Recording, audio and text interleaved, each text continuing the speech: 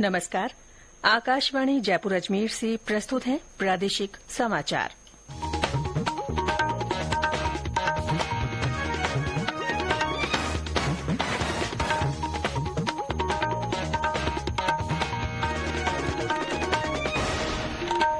मुख्य समाचार।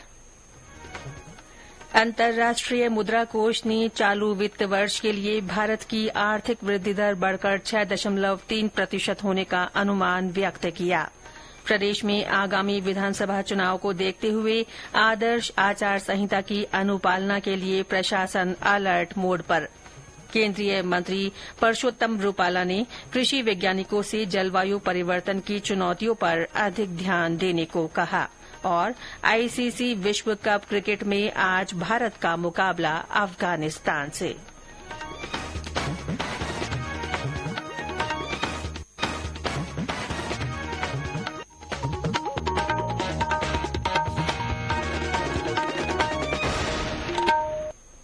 समाचारों के साथ मैं रितिका गुप्ता। और अब समाचार विस्तार से। अंतर्राष्ट्रीय मुद्रा कोष आईएमएफ ने चालू वित्त वर्ष के लिए भारत की आर्थिक वृद्धि दर 6.1% से बढ़कर 6.3% होने का अनुमान व्यक्त किया है। कोष ने वैश्विक विकास दर का अनुमान घटाकर 3% कर दिया है।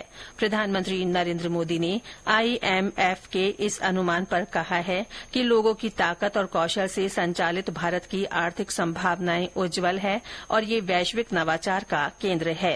श्री मोदी ने सोशल मीडिया पर एक संदेश में कहा कि सरकार समृद्ध भारत की दिशा में अपनी यात्रा मजबूती से जारी रखेगी और इसे सुधार के रास्ते पर बढ़ावा देगी। G20 सदस्य देशों के संसदीय अध्यक्षों का P20 शिखर सम्मेलन 13 अक्टूबर से नई दिल्ली में शुरू होगा। प्रधानमंत्री नरेंद्र मोदी इस सम्मेलन का उद्घाटन करेंगे। 2 दिवसीय सम्मेलन में भाग लेने के लिए कई संसदीय पीठासीन अधिकारी नई दिल्ली पहुंच रहे हैं। सम्मेलन में भाग लेने के लिए बांग्लादेश की संसदीय अध्यक्ष डॉ शिरीन शर्मिन चौधरी कल नई दिल्ली पहुंची। ऑस्ट्रेलियाई सीनेट के अध्यक्ष सू लाइन्स और वहां के प्रतिनिधि सभा के अध्यक्ष मिल्टन पहले ही भारत पहुंच चुके हैं। सम्मेलन में G20 देशों के अलावा अन्य 10 देश और अंतर्राष्ट्रीय संगठनों के प्रतिनिधि भाग लेंगे। सम्मेलन में सभी अफ्रीकी देशों की संसदों के पीठासीन अधिकारी पहली बार भाग लेंगे। प्रदेश में विधानसभा चुनावों के लिए आदर्श आचार संहिता की अनुपालना में निर्वाचन विभाग और प्रशासन जोरों से लगा हुआ है। सभी जिलों में मतदान सुचारू रूप से कराने के लिए पुख्ता इंतजाम किए जा रहे हैं।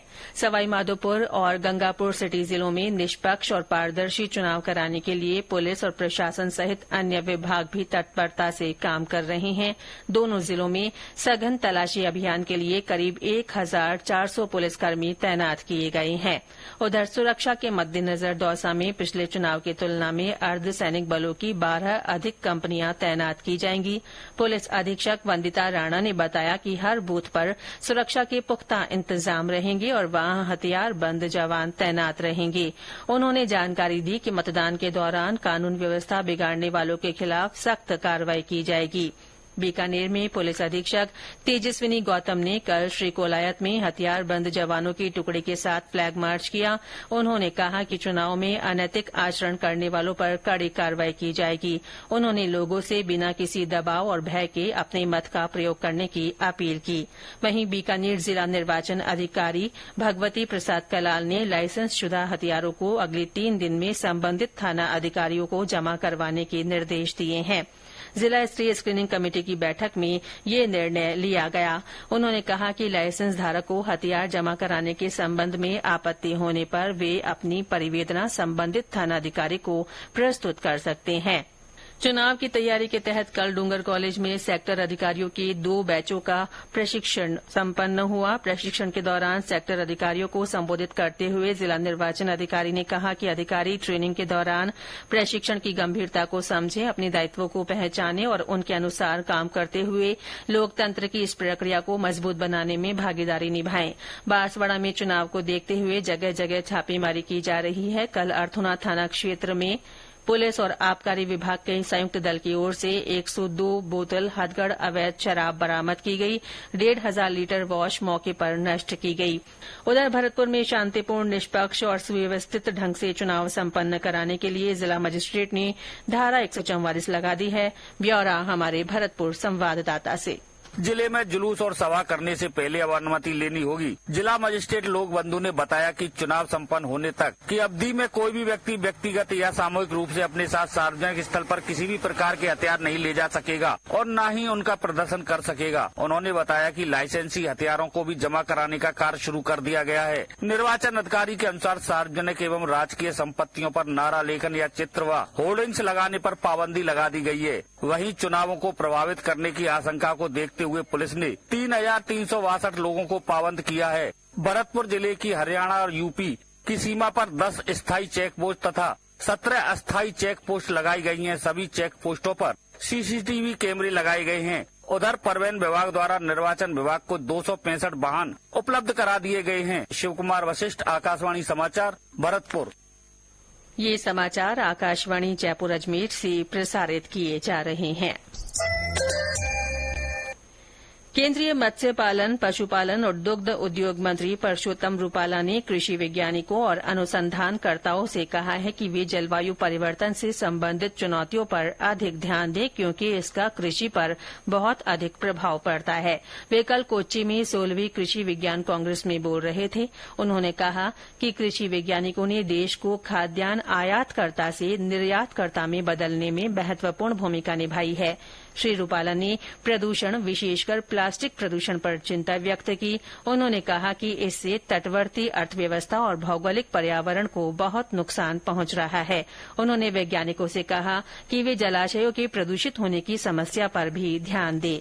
राष्ट्रीय कृषि वैज्ञानिक अकादमी द्वारा आयोजित 4 दिवसीय सम्मेलन में देश विदेश के 1,000 से अधिक प्रतिनिधि मंडल भाग ले रहे हैं।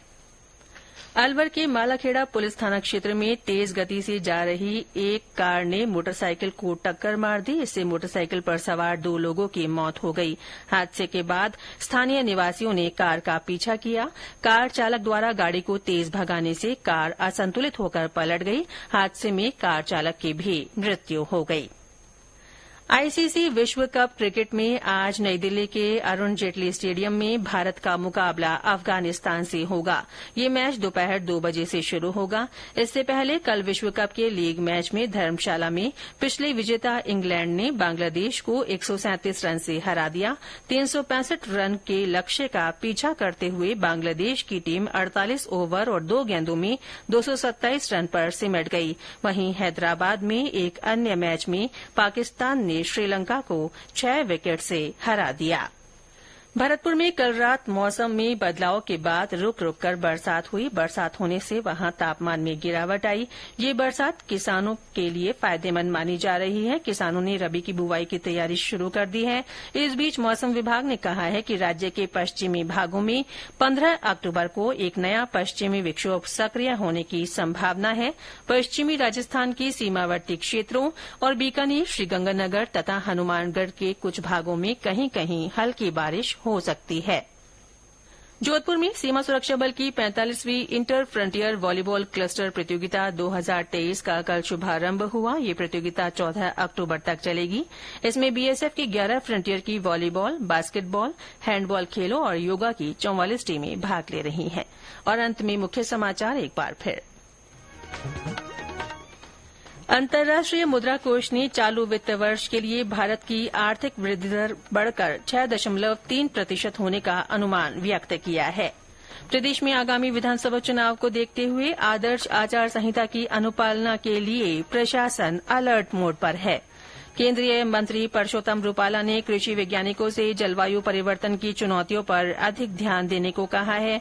और आईसीसी विश्व कप क्रिकेट में आज भारत का मुकाबला अफगानिस्तान से होगा। इसके साथ ही प्रादेशिक समाचार बुलेटिन समाप्त हुआ। नमस्कार।